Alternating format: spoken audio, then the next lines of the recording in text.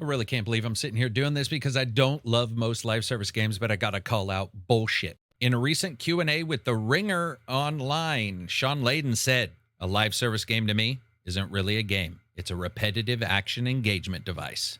Live service games, games like Destiny 2, World of Warcraft, Hunt Showdown, Arc Raiders, and their ilk, hey, they're not actually games, or at least not games in the sense of any creative singular work. That pronouncement, it's not just flawed, it's an institutional denial draped in some kind of executive bullshit from a man now working at the copy factory conglomerate known as Tencent, a burying of other people beneath an opinion made of complete dog shit. Never mind that Sean meandered around the interview like he forgot his socks and the terms and, well, words. For example, another quote: "In practice, there's a very small handful of games that can do it. There's only so many of those games the market can tolerate. The idea that you can have 10 or 20 of those games successful in the market at the same time is just unrealistic." That's a fair point. But can I also say that one, two, three times he called them games? Sean, they're either games or they're not. You got to pick one. Let's begin with the premise itself. Layden's position, it's pretty much summarized easily. Live service titles are not the same as traditional games. Well, that's true. Inherently, service platforms, revenue machines, whatever you want to call them. To say that they're not really games, though, is to assert that the core of what gaming should be, the creative, the finite, the definitive, is absent. Or at the very least, this friggin' dude has the only magical breadcrumb trail to games that are games. It's also ignoring that there's online games that don't even have microtransactions. There's games that are just online or have timed buy-ins one at a time and are free from that point on. Implicit here is that the market can only tolerate a few of these games. The rest are doomed. But worse yet, the suggestion that they're somehow less legitimate as games, that they fall outside some kind of easily defined goddamned idea of what a game is. Stand by everyone while Sean quietly delegitimizes an entire evolving art form. If one person uses paint and another person uses spray paint, are we now just going to pretend that the second isn't an art because their palette is a building's wall, because it's not the 12-inch by 12-inch canvas as someone expertly defined it as the only way to deliver art to somebody? But if you look at the examples, you've got a ton of live service games, standouts. Destiny 2, maybe not so standout now. World of Warcraft, you got Fortnite, League of Legends, but you also have luminaries like Apex, Hunt Showdown, Helldivers 2. These are hugely successful. They persist, they define dozens of hours, if not thousands, for players' lives. To say they're not really games is to ignore their scale, their impact, technically in the future, possibly their weight. Example number one is no easier to see. World of Warcraft, by many measures, it's really the granddad of live service games or persistent games. And yet, for more than a decade, players have logged in tens of thousands of hours. Communities have formed, narratives extended. If that's not a game, what is it? Example number two, Destiny 2. It's a hybrid, narrative missions, evolving seasons, raids. Yeah, sure, it's got monetizations, but still, it's built upon a defined game archetype. An exact archetype, by the way. Shooting mechanics, loops, PvE, PvP balance.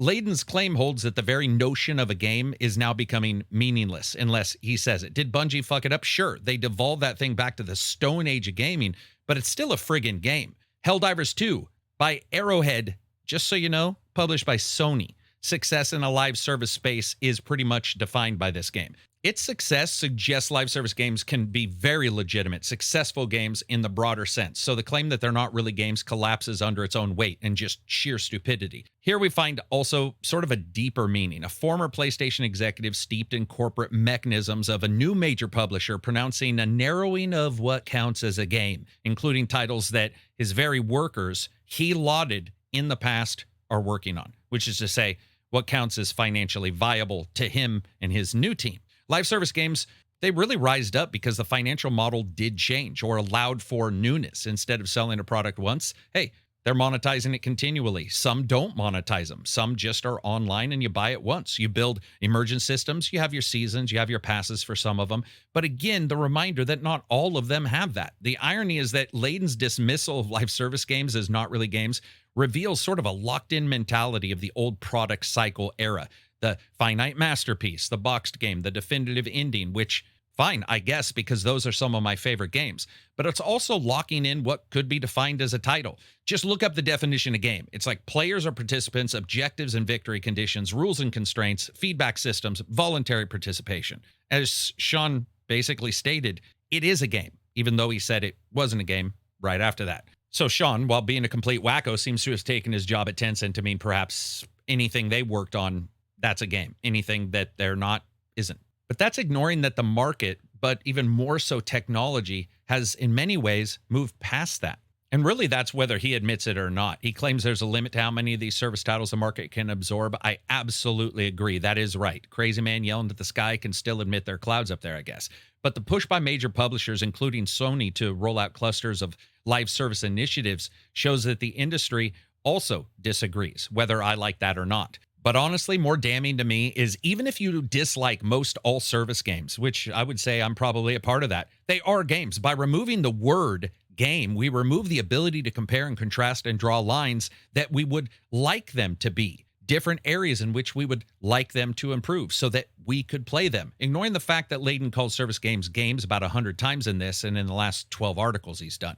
Layden also states that very few live games can succeed and the graveyard of failed projects, it's long. But this is not proof that the format itself is invalid. It's proof that the execution, the institution, and the economics can be broken. Concord from Sony was pulled offline after 2 weeks. The studio was shut down. Now, that's a vivid example of a live service gamble gone fatally wrong. But that example of a failure is not proof that live service games aren't really games. They're proof that turning them into short-term revenue machines with all the interesting facets of a fucking orange on a desktop is the best way to make them.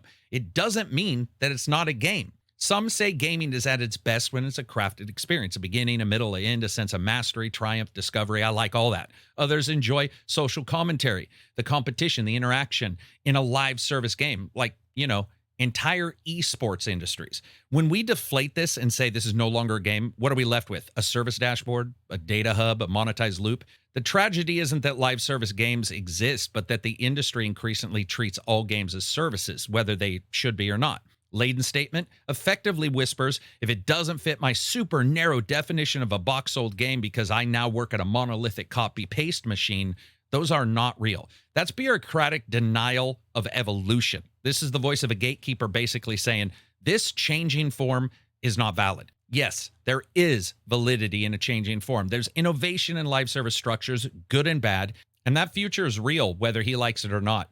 I mean, why in the hell would we risk not really games? We separate the industry into a class system at that point. Those who work on a single-player contained game in a very specific environment and anybody else who has online service in their game. Like the Among Us devs who, those really small guys who apparently have no drive or motivation or artistry. To say that live service games are not really games is to hold fast to that dying corpse of the product box, and I hate it. It also denies the thousands of players who invest all their time, tens of hours logged in, and enjoy it, and the community has grown, who feel like they've got way more from the actual game than they've paid in. Many people playing free-to-play games and just jumping in on the side, like the finals, or games like EverQuest or Planetside. Devs think of that all the time, and they listen to what other people say. And this being said just smacks of somebody trying to sell you his product. Because to me, really, live service games, they are games. Some succeed, many fail, but failure does not render the overall form illegitimate. The real disgrace is when an industry starts believing its own friggin' PR that service equals growth, when often it just equals some bloated ambition, a burned out studio, and the death of another group of people. The next time an executive tells you this isn't really a game, ask which game they mean. The old box product with a fixed disc, or the living, breathing world that millions call home? Because if the answer is the former and they dismiss the latter, they are not guiding the industry forward. They're burying it. And they for fuck sure are trying to sell you their next game. I like Shawn. He's the head of Sony for a couple huge games that are favorites of mine. But let's not pretend he didn't greenlight one of the more profitable games Sony ever did. That's a live service game. And it's now so large, it's been moved to a competitor's machine. And I bet you those devs think that in all of their opinions, that's a fucking game. Anyway, that's it for me. This is completely stupid. I don't know why he said it. Not the first time it's happened. That's it for me. Check out the Patreon. Check out the channel. Give it a thumbs up. Whatever. Peace out.